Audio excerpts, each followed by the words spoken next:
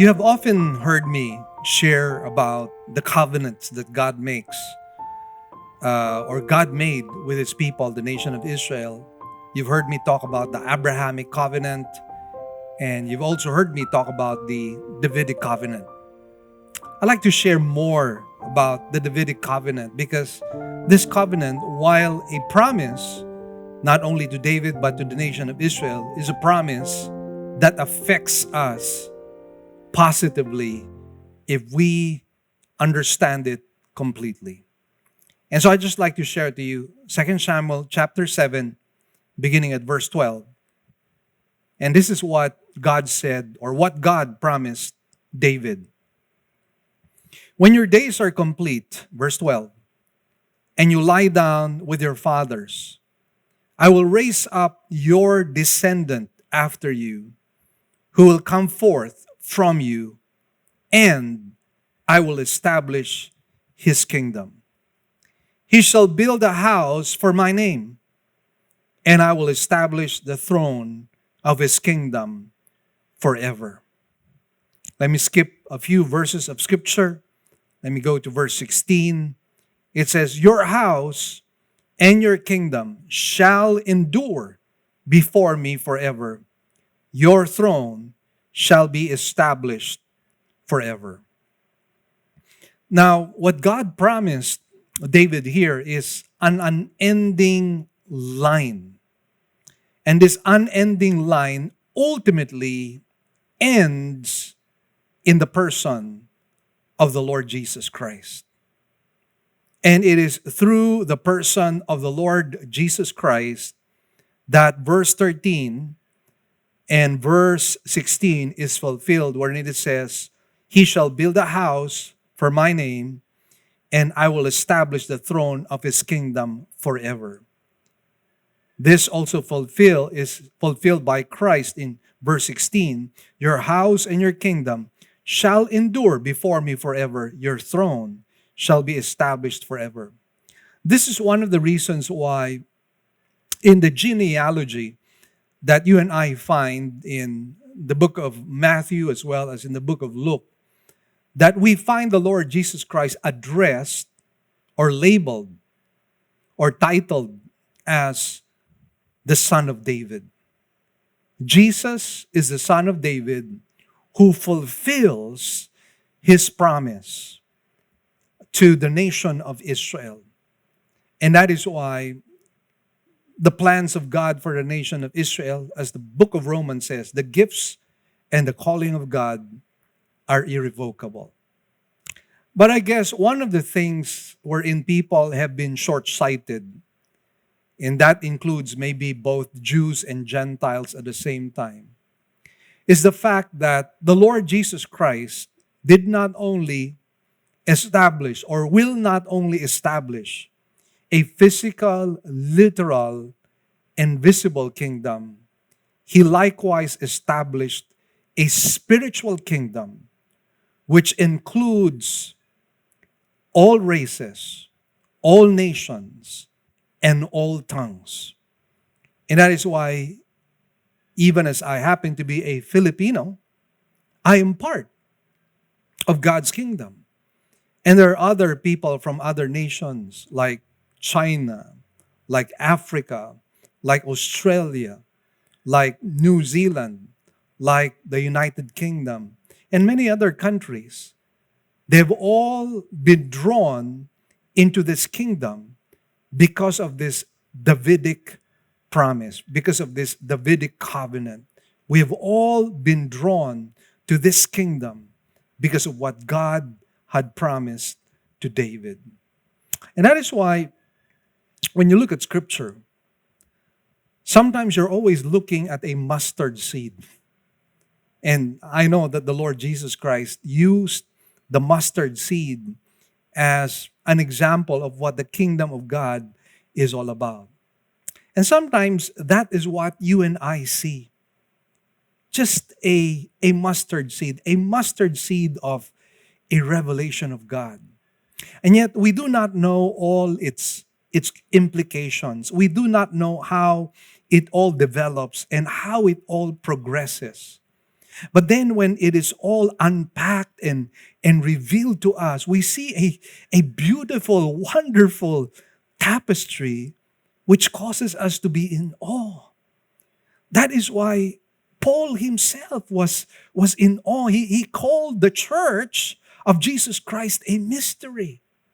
And when he was reflecting about how God put this all together, his plan for Israel, his plan for the Gentiles, his plan for the church, it was all mind-blowing to the mind of Paul that he says in the book of Romans that the wisdom of God is unfathomable, it is unsearchable.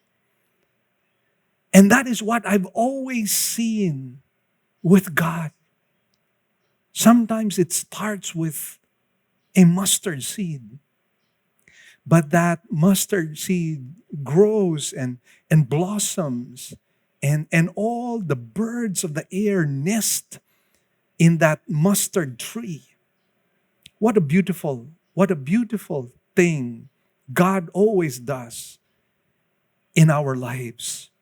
The protovangel happens to be another example. Who would have thought that when the Lord was talking about that seed, that the ultimate fulfillment of that would be Christ, and that you and I would be in Christ?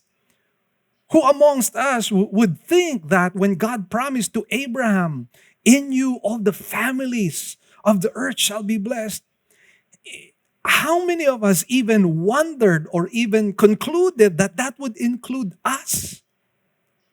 How many of us would even think that we happen to be children of Abraham, sons of faith? It's all mind-blowing to me. And that is why I believe God deserves the highest praise and the highest worship. We should always be doing that. And so may I request everybody to please rise from their seats and let's worship the Lord together.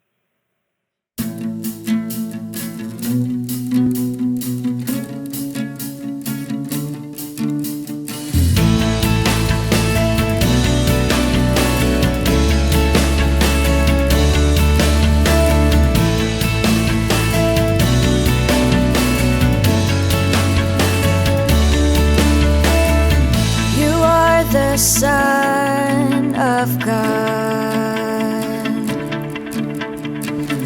His only begotten One, the Lion of Judah, prophesied Messiah, light of the world, the living Word. You are the Prince of Peace, Emmanuel, God with us, the fountain of living water and the bread of life, beginning and the end, the first and the last.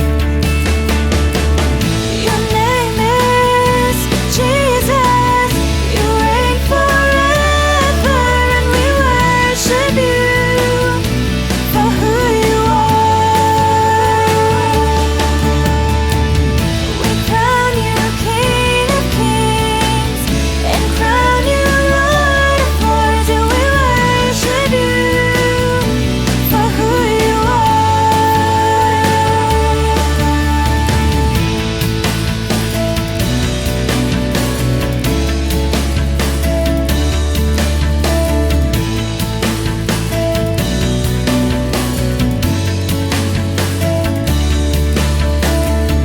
You are the righteous Christ, the perfect sacrifice, the great high priest, mediator, a mercy seat, Savior of the world, our Redeemer. Your name is Jesus,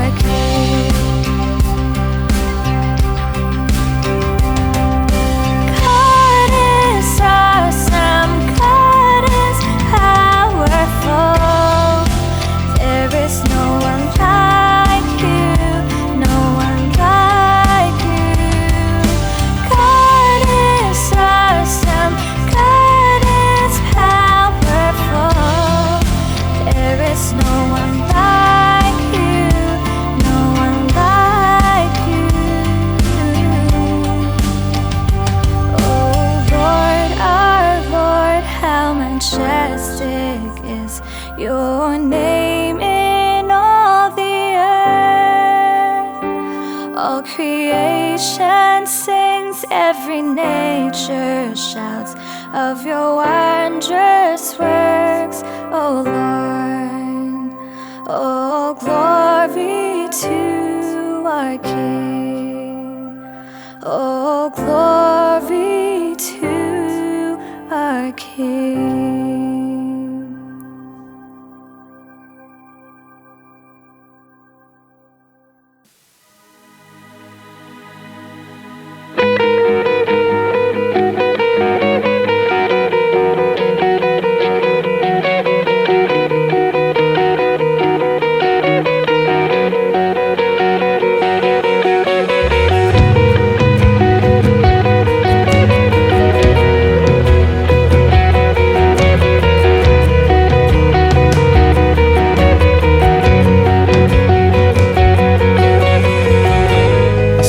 Turn water into wine,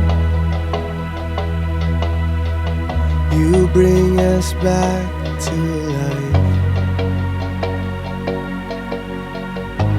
As you heal the brokenhearted,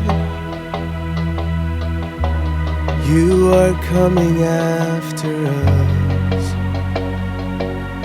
How great, oh how great,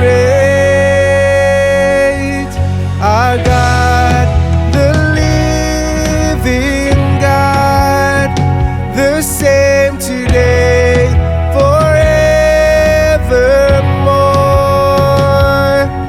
Our God, your steadfast love will carry us to where you are. Our God who was and is and always will be, our God.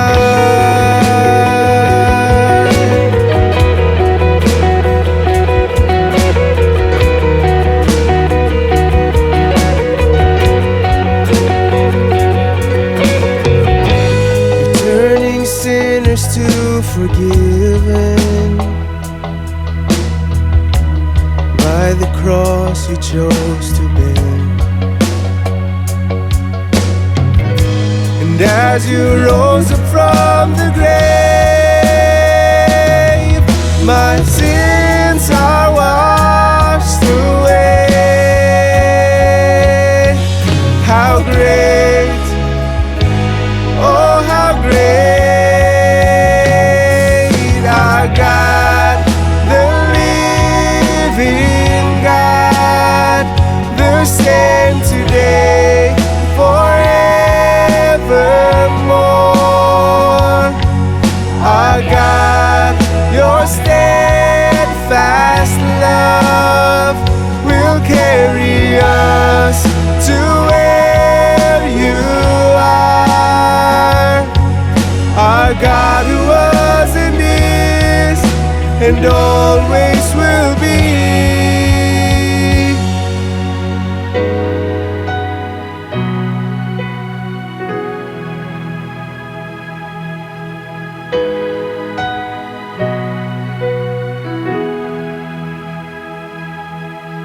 Through it all you remain. Through it all you stay the same. Through it all you remain. Through it all you stay the same. Through it all you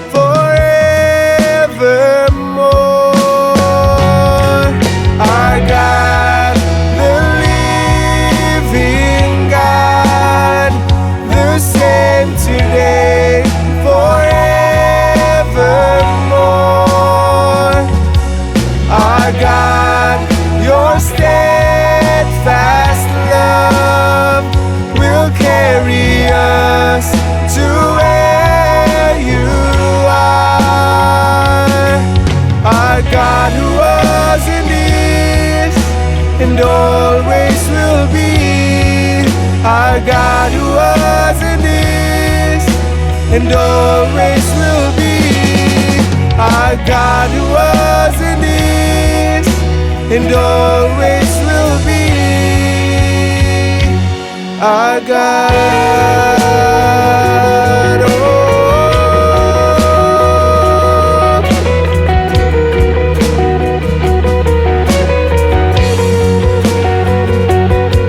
our God, oh.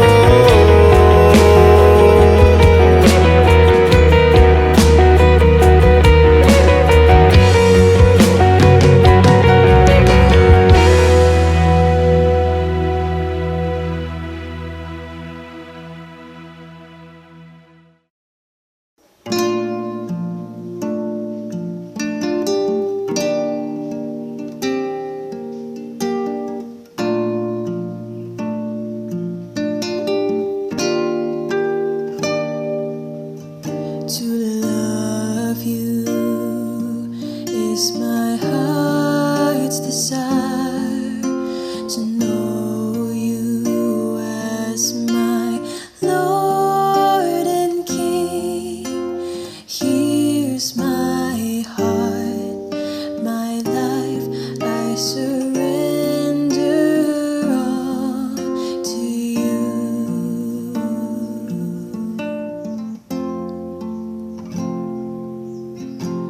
Cleanse me from my sinfulness.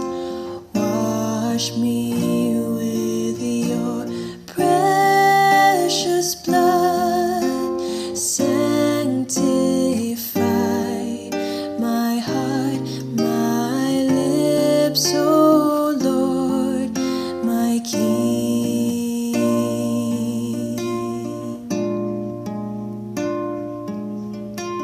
Fill me with your love, O Lord. Revive me with your power, O Lord. Mold me, use me for your glory, O Lord, my God and King. Oh Lord, my God and King.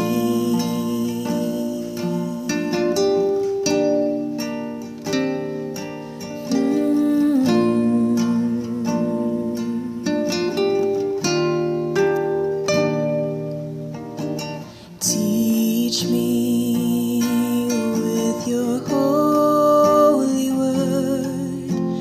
Keep me faithful to the end. May my life, my words be pleasing to you, O Lord.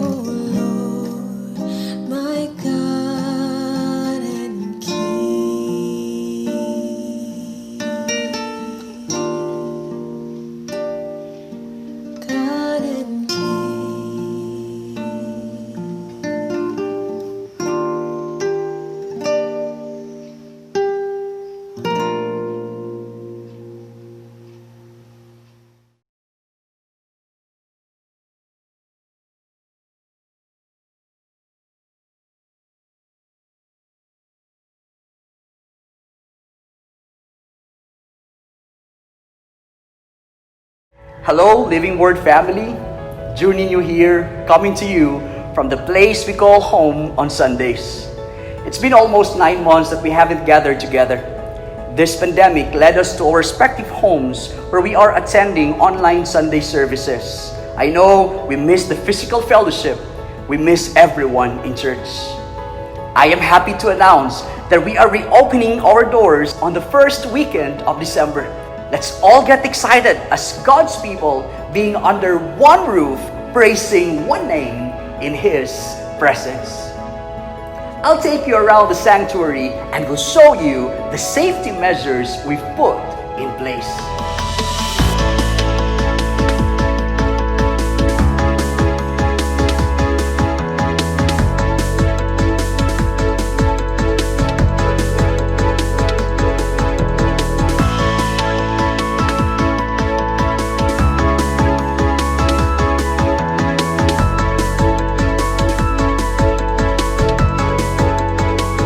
To ensure everyone's safety and to prevent overcrowding, the seats are limited and are open to reservation. Please don't forget to register online to secure your seats. As we return physically, let us prepare our hearts and our minds. We can't wait to welcome all of you back and fellowship together once again.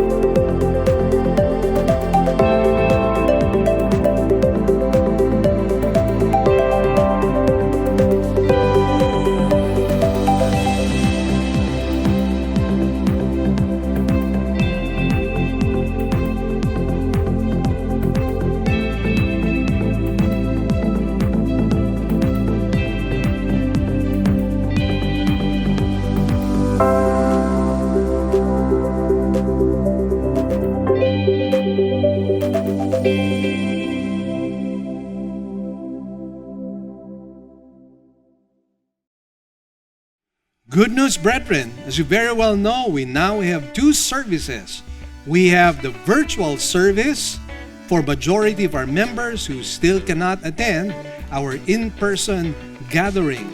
And for those who are attending our virtual services, let me exhort you once again to check out our Facebook page, Living Word Christian Churches of Cebu International Incorporated, and also our website, www.livingword.ph. Likewise, you can check our YouTube channel to view our services. So for those of you attending our virtual services, we enjoin you to watch the coverage of our service every Sunday at 9 o'clock in the morning. Kindly visit our sermon as well over radio on DYFR-FM 98.7 every Saturday and Sunday, 8 p.m. Now, for the in-person gathering, I'd like you to know that we're now going to increase the number of services. Beginning January 16, we will now have 2 Saturday services. The first Saturday service will be at 9 o'clock in the morning, which will be handled by Pastor June Nino Nalipay, and it's going to be a Cebuano English service.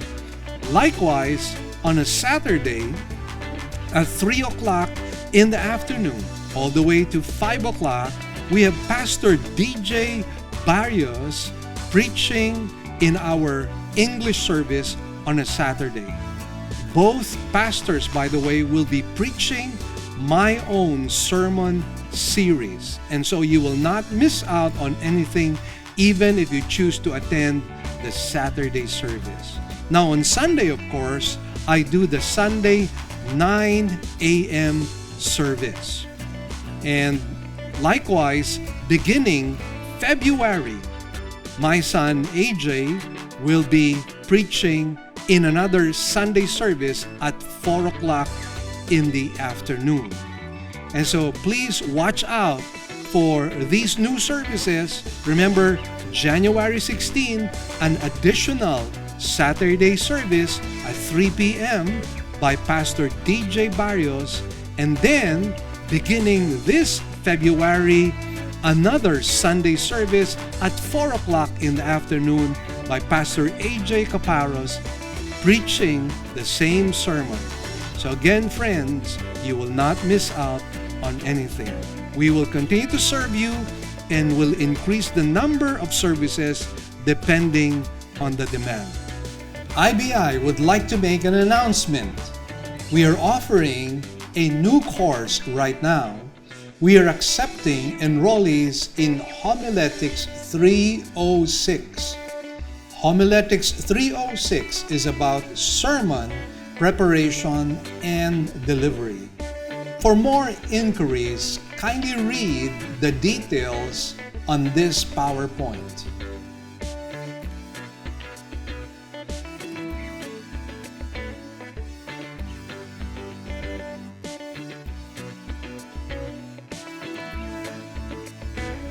We'd also like to thank our partners and those our members who have been consistently giving to partner with us in the work of the Lord. We'd like to share our giving channels to those who would like to partner with us in the work of the Lord. You can deposit your love offerings to the following banks. Banco de Oro. Account name is LWCCCII. The account number is 001-000-60800. We also have a BPI account. Account name is Living Word Christian Ministries, Cebu Incorporated. Account number is 1021023481. Finally, we have RCBC. Account name is LWCCCII. Account number is 14520052886. You may also send your love offerings and donations online through our website. Go to www.livingword.ph and click Give, and then a dialog box comes out of it. Kindly click on your giving preferences. Thank you, and God bless.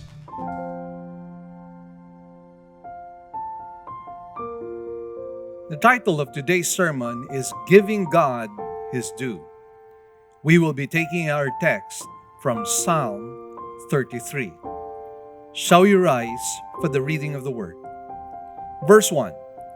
Sing for joy in the Lord, O you righteous ones. Praise is becoming to the upright.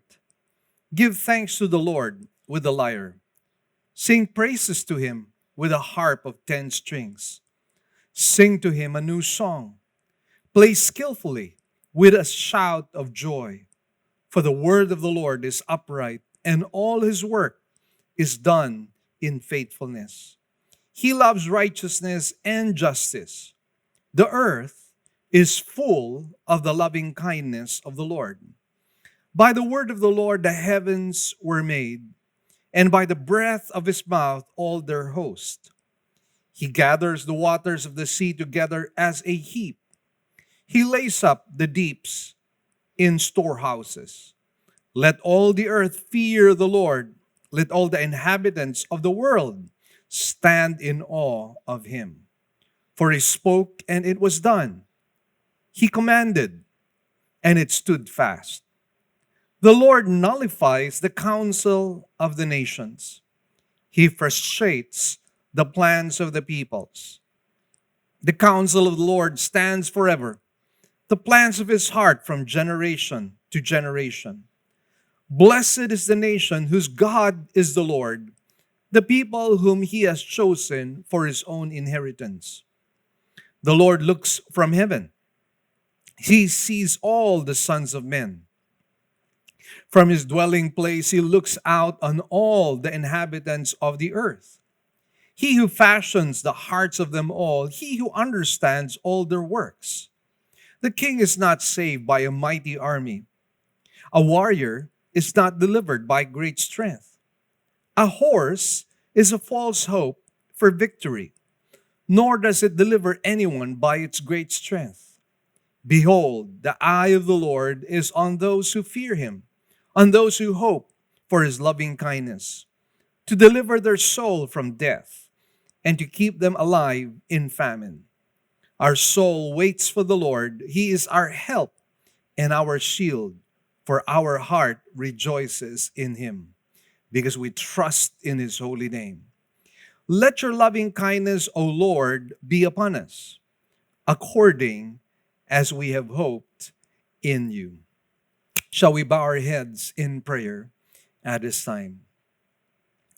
Heavenly Father, once again, we thank you for the blessed opportunity that you always give to us in studying your word.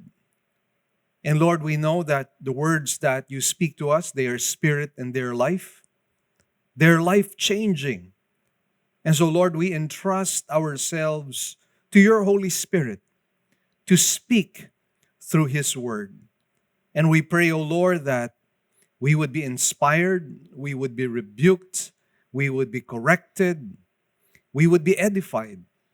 We pray, dear Lord, that in all things your name might be glorified as we seek the blessing of the Spirit of God upon today's service and today's word. Once again, Lord, we give you back all the glory, all the praises and thanks. In Jesus' mighty name we pray. Amen and amen. Now, one of the things that we need to do as believers in Christ is to give God what is due to him. A lot of us, unfortunately, do not feel a sense of indebtedness towards God. We feel as if that we do not owe God anything at all. But the fact that God happens to be our creator and our Savior, if you happen to be a Christian, means to say that we owe God a debt of love and gratitude. Sadly, a lot of people do not feel that they are indebted to God, and therefore they act out as ingrates. And this should not be the case.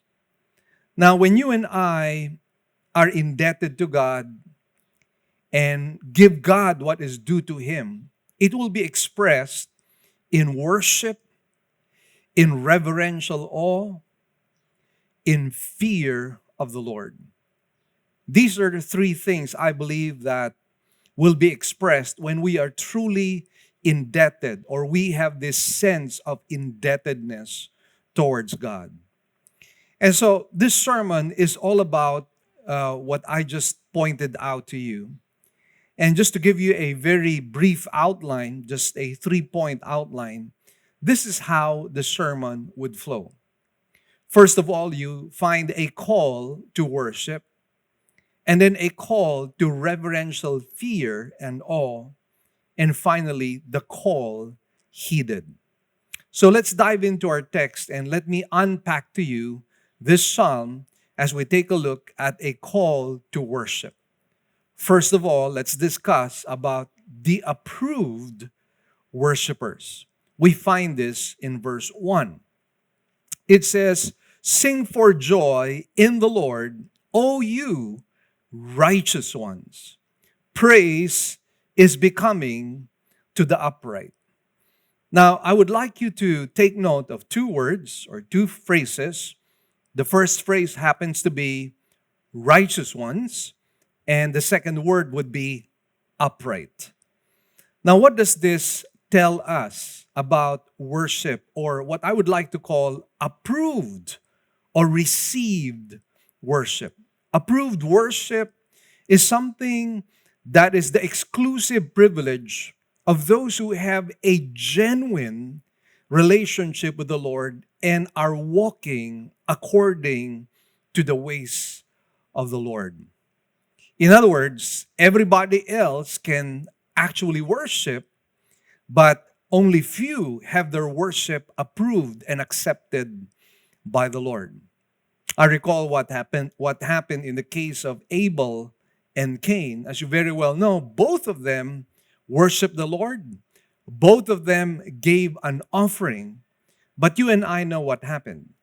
Cain's offering was rejected, whereas the offering of Abel was received by the Lord. That is a picture of what is happening all over the world. There are so many people who might be worshiping God. But then again, the question that needs to be answered is their worship accepted or approved by the Lord? And once again, let me point out to you, it takes a genuine relationship with the Lord. It takes a righteous lifestyle for our worship to be accepted.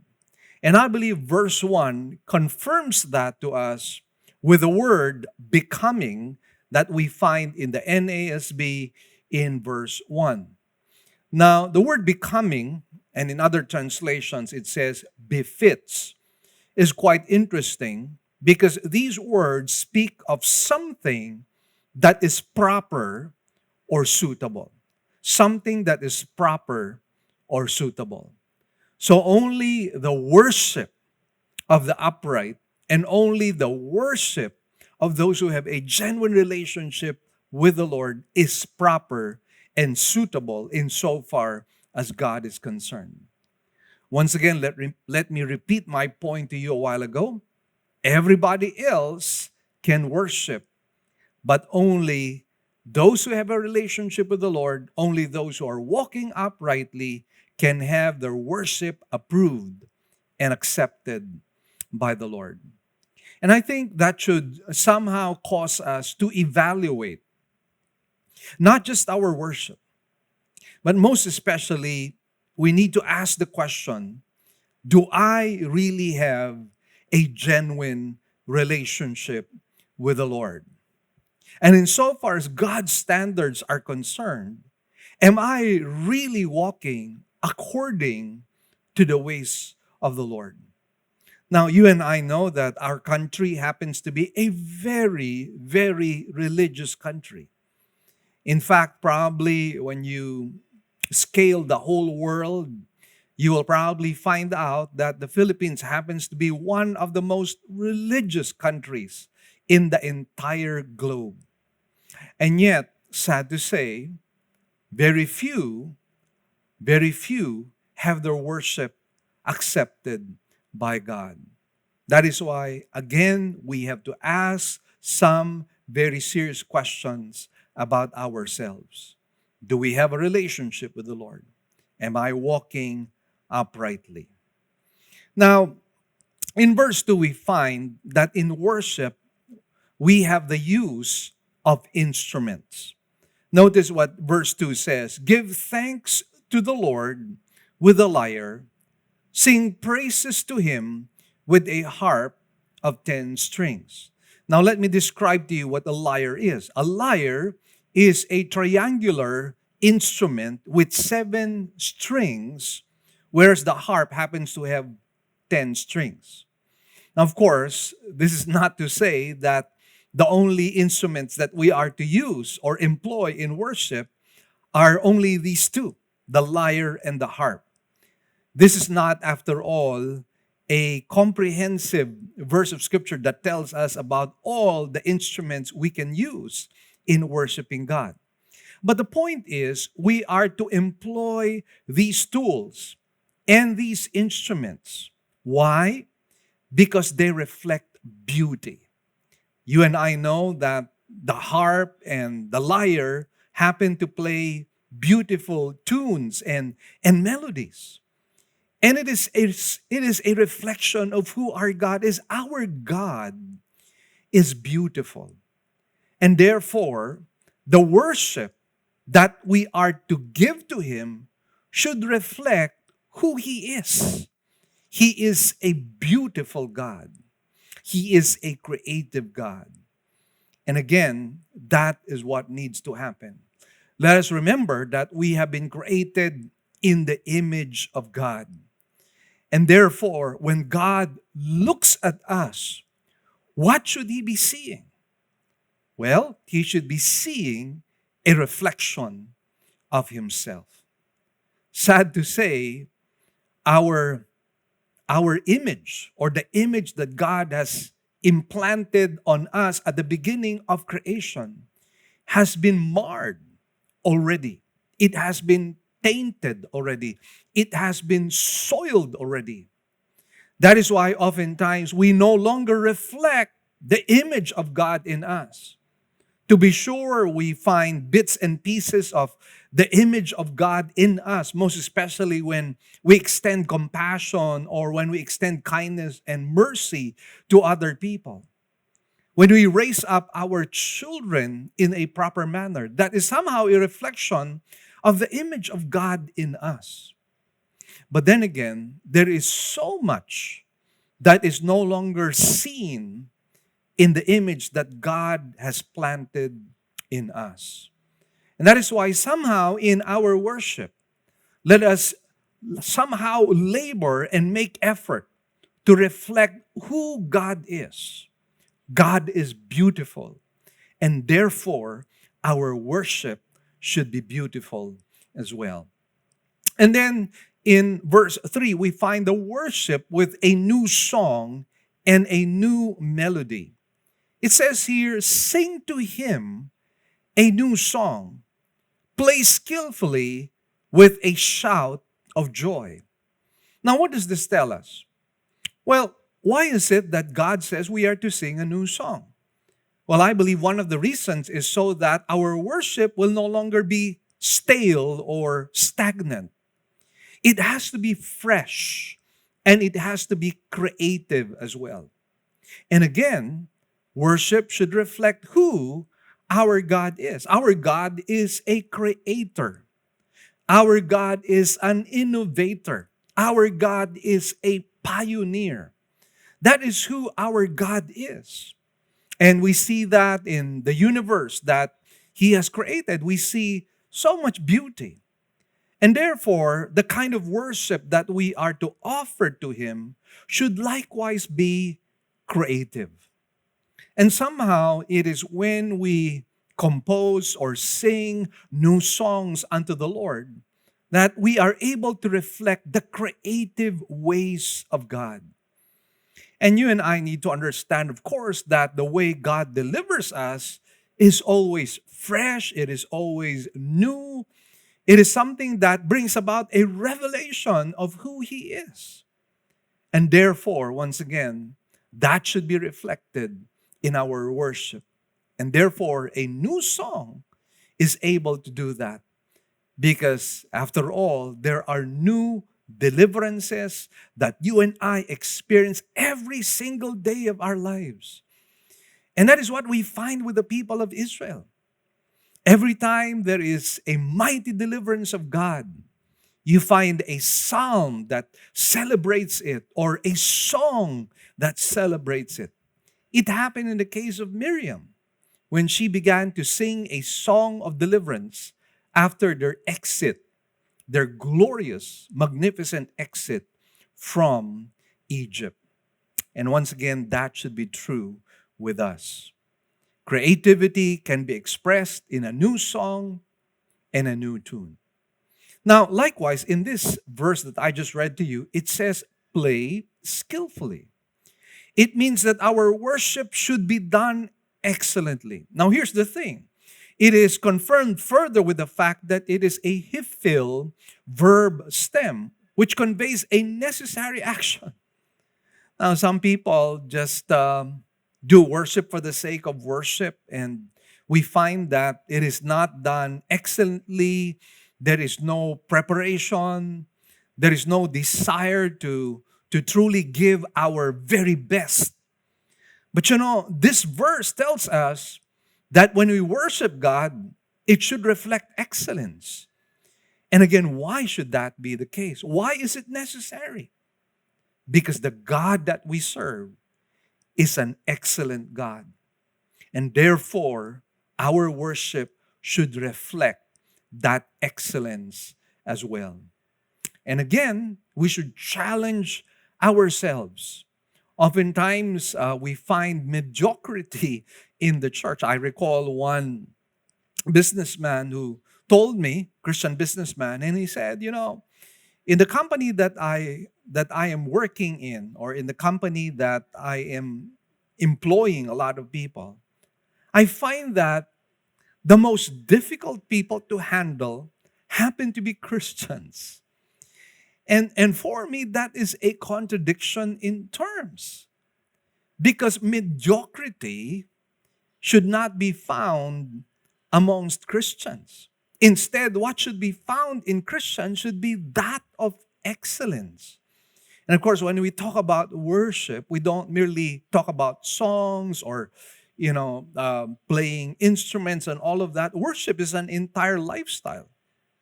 So even as we expect excellence in our music, there should be excellence in our lives as well. Again, that reflects who our God is. He is an excellent God. Now, this passage somehow encourages us to compose songs in appreciation of a fresh move or a mighty deliverance that God has wrought in our midst. I like how the Bible Knowledge Commentary puts it. It says, new mercies demand new songs. Let me say it once again. New mercies demand new songs.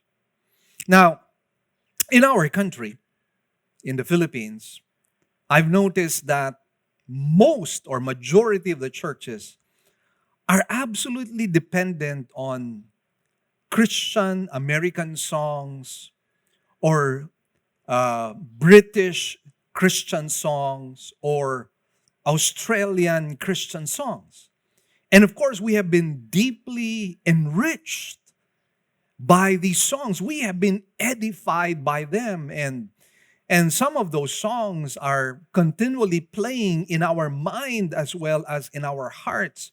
And oftentimes we find ourselves singing those songs while driving a car or even during our time of praise and worship.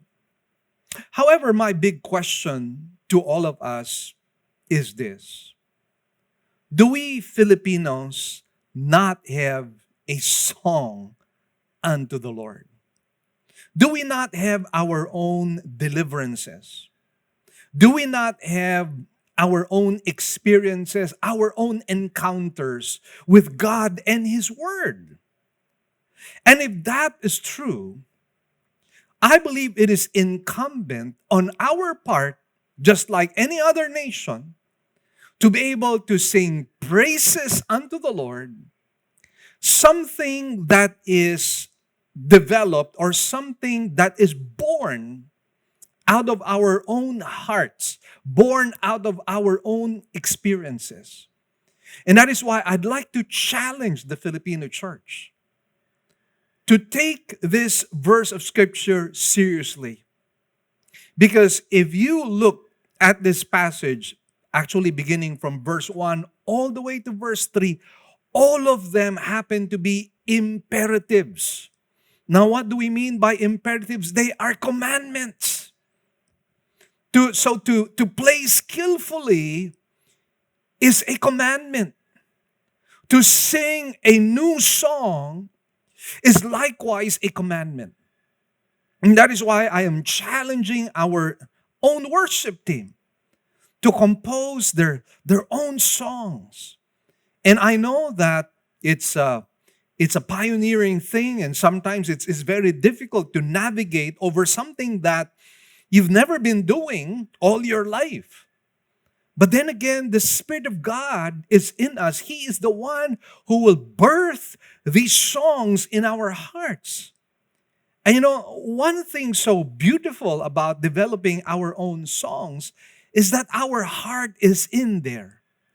Our Filipino heart is in those songs. And we can feel those songs because they come from us. They come from our culture. They come from our own experience. They come from our own encounter.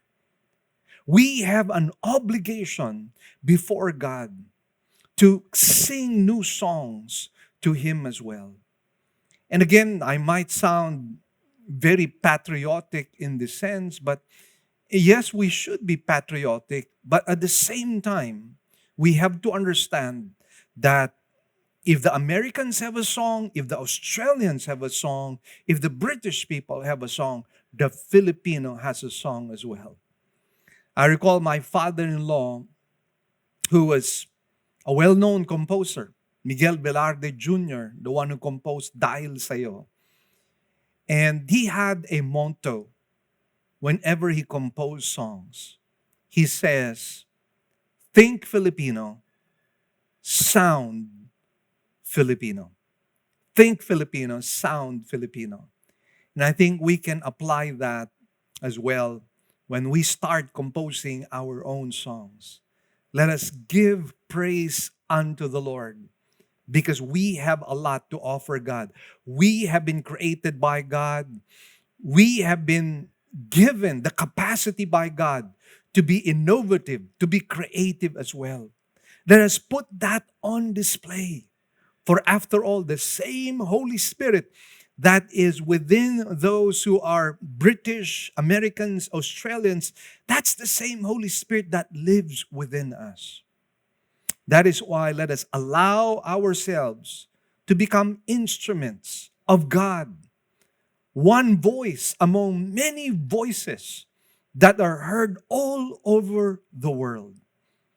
And again, let us take seriously the fact that this is an imperative. Now let's talk about the reasons for worship. Now, worship is an absolute necessity because we owe God a debt or several debts for the things that He is and does in our lives. Some of those things are listed, by the way, in verses 4 to 7, which we will be reading in a bit, and I will expounding a little bit on that, running through what it means. In verse 4, it says, for the word of the Lord is upright, and all His work is done in faithfulness. So what does it mean when this verse of Scripture tells us the word of the Lord is upright? Well, it simply tells us that God's word is true, and His promises are always true. And that being the case, that means that God's word is dependable. That is one of the reasons you and I should be worshiping God. Because we have this manual for living.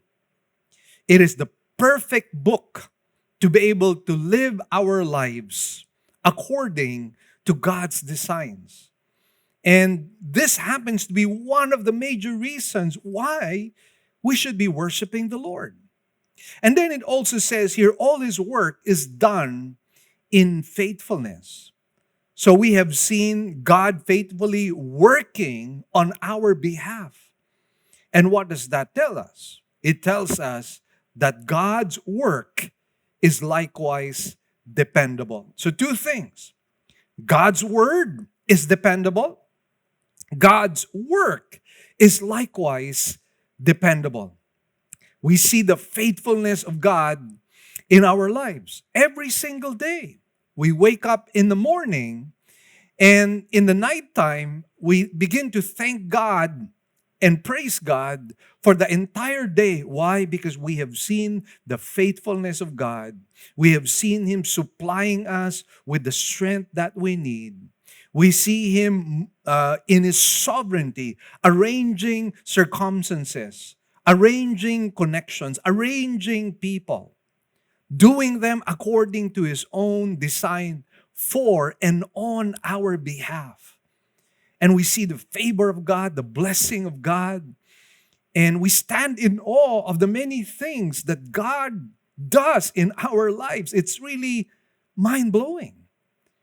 And if you think about the fact that there are billions of people in this globe, and yet God takes care of us as if His eye is only upon us.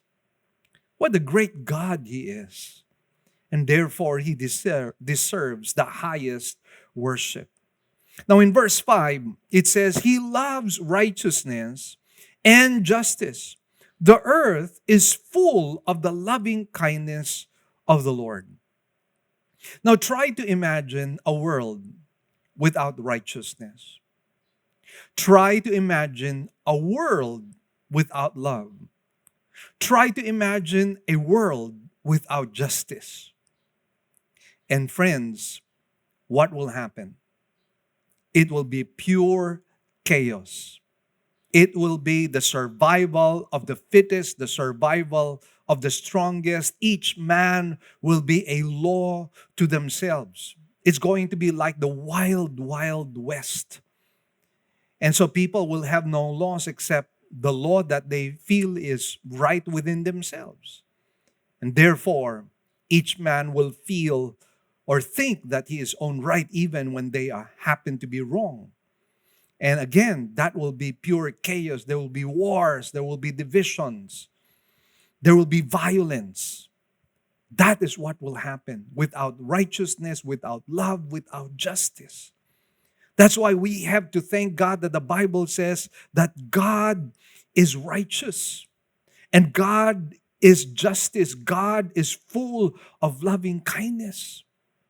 And you know, it's quite interesting because the word righteousness here is preceded by the word loves. Once again, it is a periphrastic phrase, which means a continuous action without gaps and without breaks. Meaning to say, there has never ever been a time that God did not love righteousness. He has loved righteousness in the past. He loves righteousness right now. He continues to love righteousness. He will continue to love righteousness tomorrow.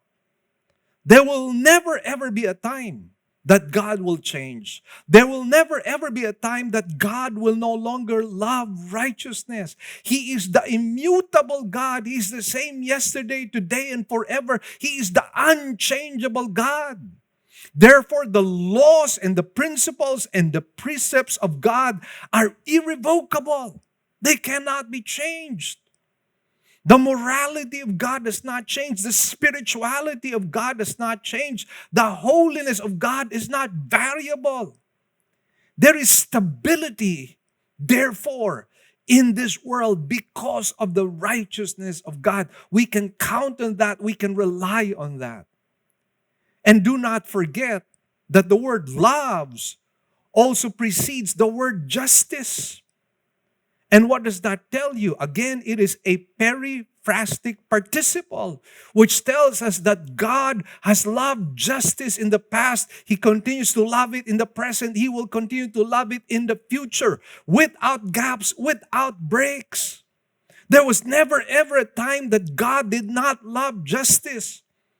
And so if you are looking for justice in your life, if you are looking for God to vindicate you, if you have suffered oppression, if you have suffered injustice in your life, take heart, take courage. Because a time will come when God will display His justice. And therefore you are not to worry. Wait upon the Lord, trust the Lord, that He will execute justice in the proper time. This should be our confidence. To be sure, I know you have been hurt. You have been a person who has probably experienced oppression and injustice. Worry not. The God that we serve loves justice. Not only that, the Bible tells us that God is full of loving kindness. Again, that is the Hebrew word hesed, the covenant faithfulness of God. God will always be faithful to us. God will always extend His love towards us. God will always extend His kindness to us. Why? Because He cares for His people. He calls the people of Israel the apple of His eye. And guess what He calls the church? He calls the church His bride. The bride. We are the bride of Christ. And the Lord cherishes us. He treasures us. And that is why we have that confidence in our hearts. Friends, this is another reason why we should be worshiping God. And then in verse 6, it says, by the word of the Lord, the heavens were made, and by the breath of His mouth, all their host. What does this tell us? Well, it tells us that the universe was not in existence before. It had to take the word of God. It had to take the breath of God's word to create the world. God created the world and the universe ex nihilo, out of nothing. And it was by the power of His word that we see all this beauty that surrounds us, the mountains, the valleys, the sea, the skies, the clouds, the blue, the color of green, the color of brown. All of these things that we see, they come from this God. That is why we should be worshiping Him. And then in verse 7, it says, He gathers the waters of the sea together as a heap. He lays up the deeps in storehouses.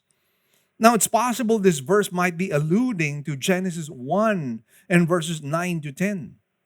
It says, Then God said, Let the waters below the heavens be gathered into one place, and let the dry land appear. And it was so. God called the dry land earth, and the gathering of the waters He called seas, and God saw that it was good. What does this tell us? That God created the boundaries of water and likewise a dry land. And in my mind, I'm trying to imagine, what if God did not create those boundaries? What if the whole world was inundated by water? Obviously, because we're not fish or we happen not to be sea creatures, we would not survive. We're creatures of the land. We survive in the land. We cannot survive in water for long. And again, what does this tell us? That God was mindful of us. God was mindful of our existence. God was mindful of our own survival. What does this tell us? A God of all wisdom. These are just some of the many, many or myriad of reasons why we should be worshiping our God. Now, we segue into a call to reverential fear and awe. Whereas in the previous verses, from verse 1 to verse 7, the call is a call to worship to those who are genuine believers in God. We find that right now, in the second part of our study, the call right now is not merely to the upright, not merely to those who have a genuine relationship with the Lord. This time, the call is to all men, to all of mankind. Notice what it says here. Verse 8, Let all the earth fear the Lord. Let all the inhabitants of the world stand in awe of Him. Now, while approved and accepted worship is the exclusive privilege of those that belong to the genuine believing community of God, and to those who are walking uprightly when it comes to fear and awe, everybody, all of mankind, is called upon by God to fear Him, and to be in awe of Him. By the way, both are in the Hebrew imperfect, which expresses continuing unfinished activity. So, in other words, people, all of mankind, should be fearing and be in awe of God all the time, in the present as well as in the future. Now, here's the thing. When God is calling the whole world to be in fear of Him or to be in awe of Him, it is calling the world into surrender. It is calling the world into a full and absolute submission, which means a forsaking of their idols and forsaking of their gods and forsaking of their own sins. I take this passage of Scripture to mean a call to repentance and a submission to the rulership of God Himself. And this is what the Lord is doing all over the world. He is calling the people to repentance. What was the message of John the Baptist? The message of John the Baptist was repent. What was the message of the Lord Jesus Christ? The message of Jesus Christ was repent. What was the message of Peter at Pentecost? The message of Peter at Pentecost was once again repent. I take this passage to mean that we are all to come before the Lord in repentance. That is how we are able to express that fear and that awe before Him. When we repent and fully surrender our lives to Him. And those of you who are listening to me right now, maybe some of you have not yet done that. Maybe you have not yet fully surrendered your life to God. And I tell you, now is the time for you to do that. And know this, that God has made provision for your salvation. God has made provision for you to be part of His kingdom. God has made provision for you so that when you die, you will go to be with Him in heaven. And it's not about your works. Your works will not do. Because your works are tainted, marred, and soiled by your own sinfulness. They're simply not acceptable to the Lord. But Christ made the perfect work in Calvary by dying on the cross for your sins. And He's calling you to repent and receive Him as your own personal Lord and Savior. That being the case, if you do that, when you repent, when you genuinely, sincerely accept Him as Lord and Savior of your life, you will be saved. You will be translated from the kingdom of darkness and brought into the kingdom of marvelous light. That is the call of God for all of mankind. So, in other words, true surrender will always lead you into a relationship with the Lord and walking uprightly and eventually giving Him the proper and due worship that He rightly deserves. So what are the reasons why God is calling all of mankind to come and fear Him and be in awe of Him? Well, the same reason we find in Romans chapter 1, which happens to be talking about the creation. The creation of God. The creation of God somehow causes it to be incumbent on the part of man to worship Him. That is why it says here in verse 9, it speaks about creation. For He spoke, and it was done. He commanded, and it stood fast. Just like in the previous verse of Scripture, the people of the world are reminded that it was God who created this world that we are living in. But not only that, He is the one who makes it stable. As it says here, He commanded and it stood fast. So what do we find? Stability. Look at the universe that we are living in. Planets are not colliding with each other. The earth is not swallowed up by the sun. It revolves around the sun with a very safe distance. Not too hot and not too cold. Not too cold for it to be frozen, not too hot for it to be burned. Again, what do you find there? The wisdom of God. That's why the world has to worship God. And again, we think this world is an accident. We believe in evolution, that things just happen because of the Big Bang. How can we insult God and say that this world just happened to come together? Life just began to exist. Everything, the condition of oxygen, carbon dioxide, and everything else that is needful for our own existence and survival, it just happened by accident. Come on.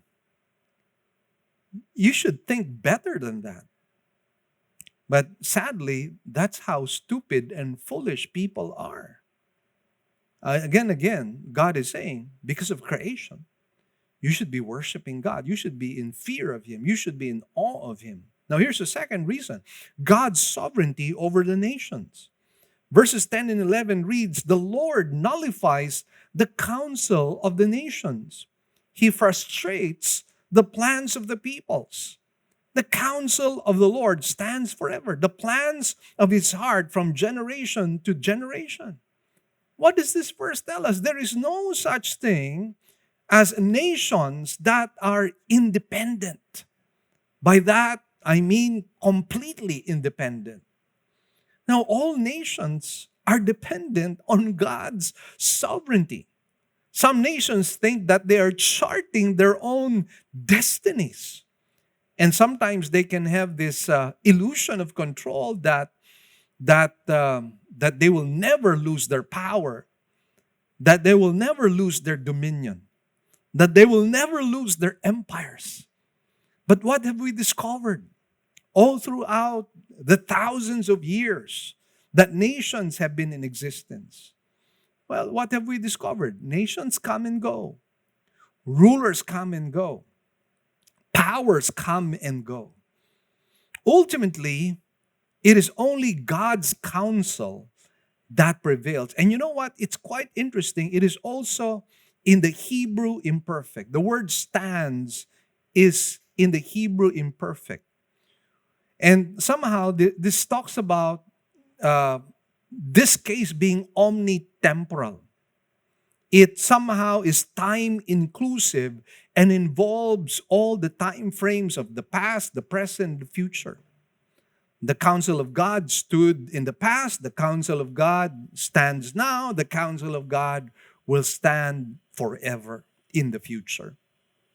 So again, that is one other reason why we should worship God. The sovereignty of God over nations. A third reason is God's sovereign grace on His chosen nation. I'm talking about the nation of Israel. It says here in verse 12, "Blessed is the nation whose God is the Lord, the people whom He has chosen for His own inheritance." You know, I've been tremendously amazed at the history of Israel. To be sure, the history of Israel has had its ups and downs. And in its downs, you would think that they would be totally down, meaning to say exterminated, terminated, gone, kaput. And yet, time and time again, Israel has always been able to rebuild the ruins. Time and time again, Israel has always been restored back. Time and time again, Israel has managed somehow to rise again from the dust and from the ashes. And you just have to wonder, why is this so? Well, what happens to the nation of Israel is a reflection of the sovereignty of God. And in this one nation, we see the hand of God.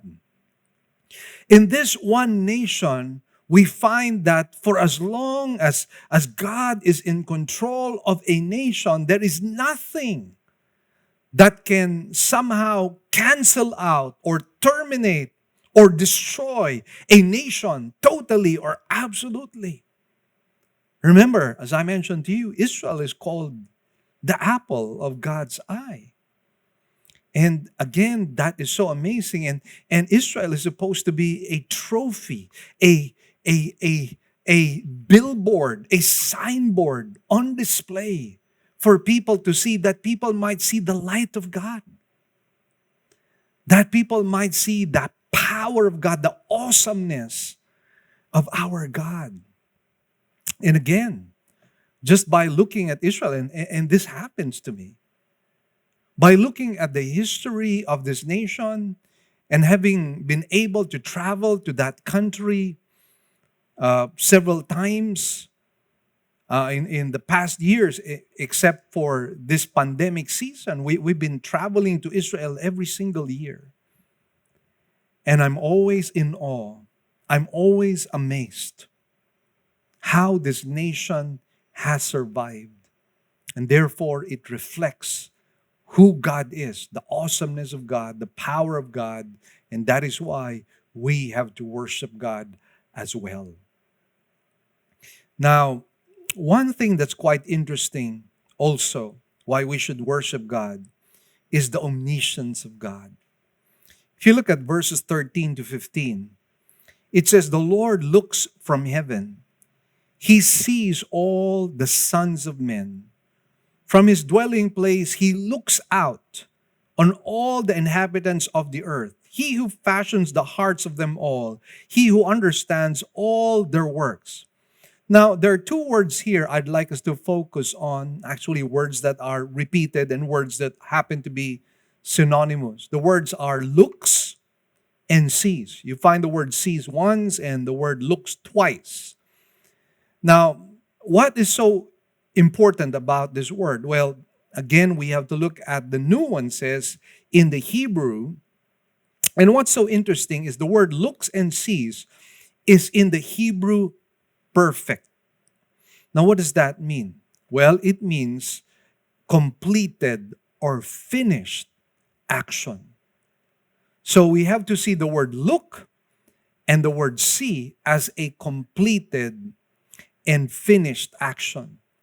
So what it is saying is this: insofar as God is concerned, He has seen everything from beginning all the way to the end.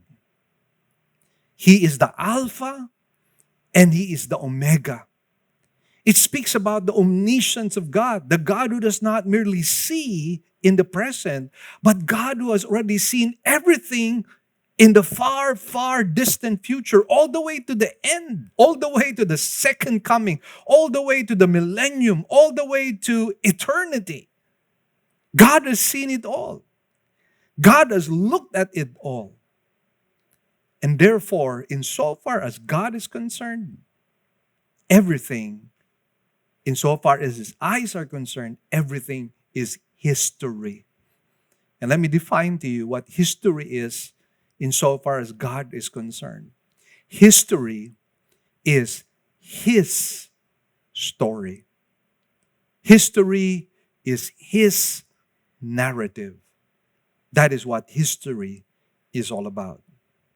Now, here's another reason why the world should fear and be in awe of God. God is the source of all victory. Notice what verse 16 and 17 says. The king is not saved by a mighty army. A warrior is not delivered by great strength. A horse is a false hope for victory, nor does it deliver anyone by its great strength. Having a great army does not assure the king of victory. Having great military might or strength does not guarantee that you will be a conqueror. And that is why, again, what does this tell us? Having a mighty army, having military might is a false sense of victory. Gives you a false sense of victory. Now, one good example in the history of Israel is Assyria and Sennacherib. They wanted to destroy Israel, and they were a mighty, mighty army. And yet, God proved to them that their horses were no match to the power of God. It gave them a false sense of victory. Now, having distinct advantages, remember this, does not always translate in victory. That is why we must depend on the Lord at all times. Now, in verse 18, it says, "Behold, the eye of the Lord is on those who fear him, on those who hope for his loving kindness, to deliver their soul from death and to keep them alive in famine." What does this tell us? Victory comes only to those who fear and trust the Lord. And we've seen that many times over. Thousands upon thousands of years have come up with millions upon millions of testimonies of how God delivers those who fear and trust him. This is why the world, all of mankind, should fear and be in awe of God. Finally, we come to our third and final point, the call heeded. And here we find the full trust coming on the part of the psalmist. It says, "Our soul waits for the Lord. He is our help and our shield." Now, the word wait is quite interesting. In the Hebrew, it is the PL verb stem.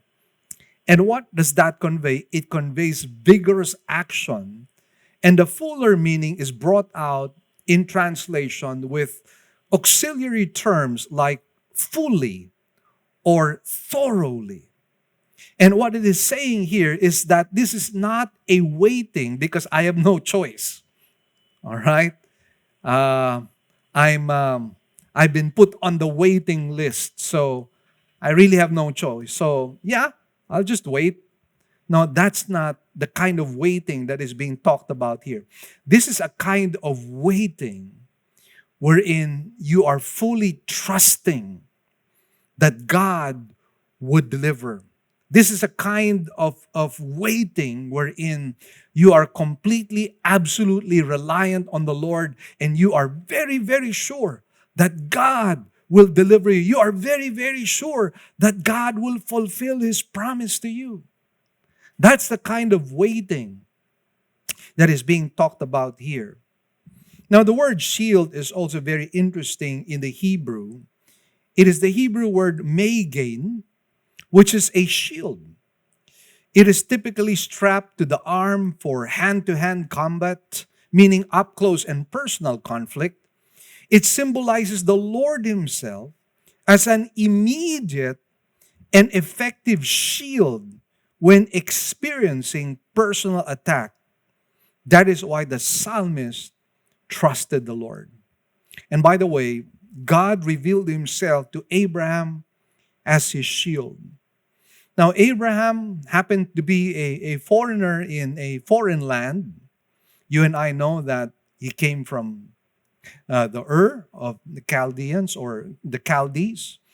And the Lord told him to migrate into the land of Canaan. And therefore, coming into a world that is foreign, a culture that is foreign, a world that is different, there could be so much fear in your heart. But God promised to Abraham that I am your shield. And that is the same promise that God gives to us. He is our shield. There are many things that we are afraid of, many challenges and many conflicts that we face. 2021 should be not much different with 2020. But then again, let us not forget, in the same way that God was our shield in 2020, He remains to be our shield in 2021. Now let's look at the expressions of the psalmist's trust. In verse 21, it says, "For our heart rejoices in Him, because we trust in His holy name." How do we know the psalmist trusted the Lord? Because of his rejoicing heart. I'd like to quote to you from the New Bible Commentary. It says, the rejoicing heart is the product of trust which rests on what the Lord has revealed about himself and on his character, whereby he can never deny himself. You know, when people, by the way, that's the reason why the Christians have the joy of the Lord. They have the joy of the Lord because they trust the Lord. They have the joy of the Lord because they know in the end everything will be fine. They have the joy of the Lord because they know that in God's time, He makes all things beautiful. That's the reason why they rejoice in the Lord. And also, we find another expression of trust in the praying heart. Notice the prayer of the psalmist. Let your loving kindness, O Lord, be upon us, according as we have hoped in you. You know, if you are truly a genuine believer of God, if you happen to be worshiping God from the bottom of your heart, if it so happens that you are living uprightly, you have a certain confidence. And that's exactly what John was talking about in 1 John. That if your heart does not condemn you, you have this confidence that God hears, and that when He hears, He will answer your prayer. And that is why somebody who is fully surrendered to God not only has a rejoicing heart, he likewise has a praying heart. So let me conclude by a question. And my question is this. The title was Giving God His Due. Are you giving God what is due to Him? Whether you like it or not, you are accountable before the Lord. And I pray that this sermon that you have heard from me today will give you the resolution and the determination to give God what He rightfully deserves. Let's come before the Lord in prayer. Our Heavenly Father, we thank you and bless you, O God, for this blessed time you've given us. Thank you for the exposition of your word. Lord, your word is so rich. It is so beautiful. And we're always encouraged, we're always edified when we study your word. And today is no different. And so whatever has been achieved today, we give you back the glory, the praises, and the thanks. In Jesus' blessed name we pray. Amen and amen. Praise God, brothers and sisters. And my team, my wife Marie and my son AJ would like to bid you goodbye. I hope you had a great, great Sunday service.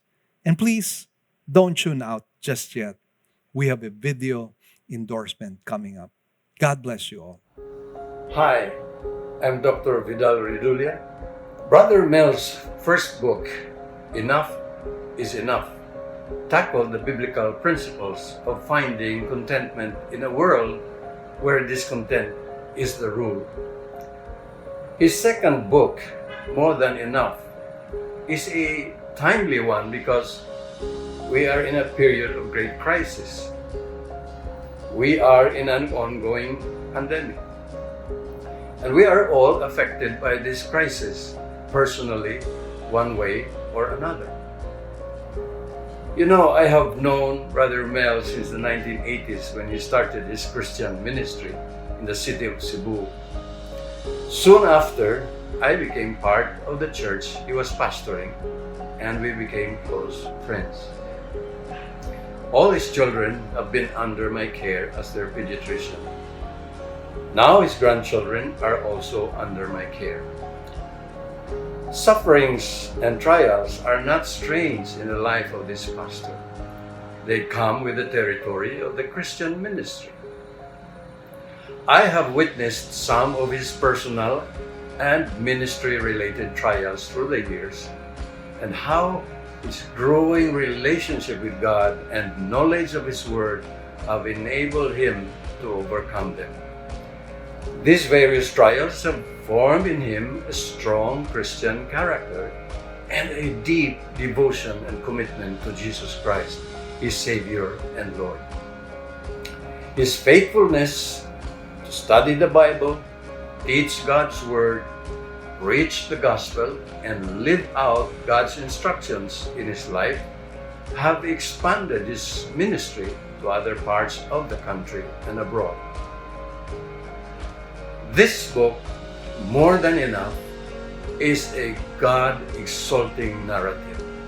It imparts the pastors many biblical insights on where our sufficiency in life should be anchored, whatever circumstances we may be in. After all is said and done, we should realize that God Himself is more than enough for our entire life. Friends, I encourage you to get a copy of your own.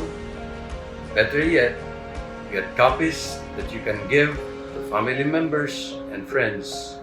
More than enough.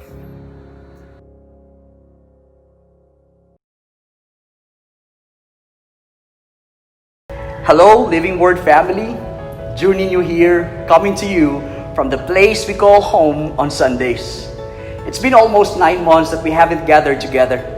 This pandemic led us to our respective homes where we are attending online Sunday services. I know we miss the physical fellowship.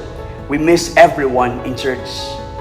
I am happy to announce that we are reopening our doors on the first weekend of December. Let's all get excited as God's people being under one roof, praising one name in His presence. I'll take you around the sanctuary and will show you the safety measures we've put in place.